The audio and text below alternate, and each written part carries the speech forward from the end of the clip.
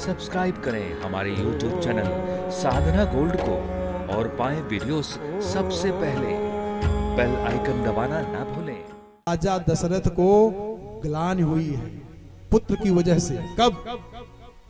एक ऐसी संतों से हमने सुना है कि एक बार कैकेयी ने कहा राजा दशरथ से कि महाराज हमने सुना है कि आप इंद्रलोक में जाते हैं। कहा हाँ जाता तो हूं। कहा महाराज हमने सुना है कि वहां पारिजात का वृक्ष है। कहा हाँ है। तो कहा मैं अपने पिताजी के यहाँ सुनी हूं कि अगर पारिजात का पुष्प ला करके अपने घर में रख दिया जाए तो वहां बीमारी नहीं होती है, विपत्ति नहीं आती है, दुख नहीं आता है, आदि व्याधि ये सब कुछ नहीं होता है। इसलिए हे प्राणनाथ, अगर वही पारिजात का पुष्प ला देते तो बड़ी कृपा होती। राजा दशरथ ने कहा ठीक है। राजा दशरथ चले और गए, इंद्र के सभा में पहुंचे, वहां से पारिजात का पुष्प लिया और जब लौट के जा रहे थे पुष्प लेकर के तो देवराज इंद्र मिले। इंद्र ने बड़ा स्वागत सत्कार किया। अरे महाराज आज तो हम धन्य हो गए जो आप चले आए। इतना वैभव है चक्रवर्ती सम्राट राजा दशरथ का। देवराज इंद्र जिनका सम्मान करता है और लिवा करके आए। अवध नरेश राजा दशरथ को अपने सिंहासन पर बैठा करके हाथ जोड़ करके खड़े, महाराज क्या सेवा करूं। और बातचीत करते करते उस पारिजात के पुष्प को वहीं सिंहासन पर चक्रवर्ती नरेश ने रख दिया और धीरे से उठे चले आए अपने रनिवास में। जब पहुंचे अवध में तो रानी कैकेयी ने कहा महाराज पुष्प लाए। अरे कहा पुष्प तो लिया था लेकिन मैं तो राजा इंद्र के दरबार में ही रख दिया। कहा महाराज कितनी आस्था से कितनी आशा से मैंने आपको कही थी।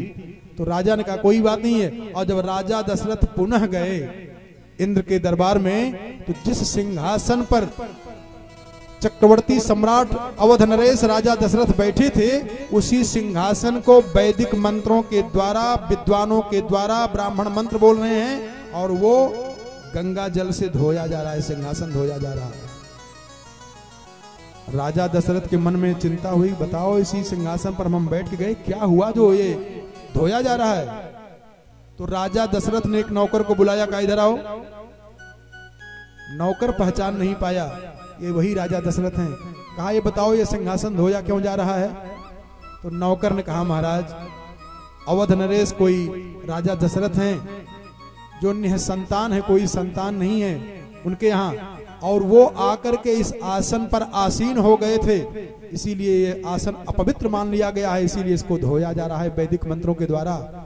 अब तो राजा दशरथ के हृदय में इतनी जोर की ठेस लगी कि एक बार भूपति मन माही, एक बार भूपति मन माही, भई गलानी मोरे सुत नाही, भई गलानी मोरे सुत नाही, भई गलानी मोरे सुत नाही हो, भई गलानी मोरे सुत नाही।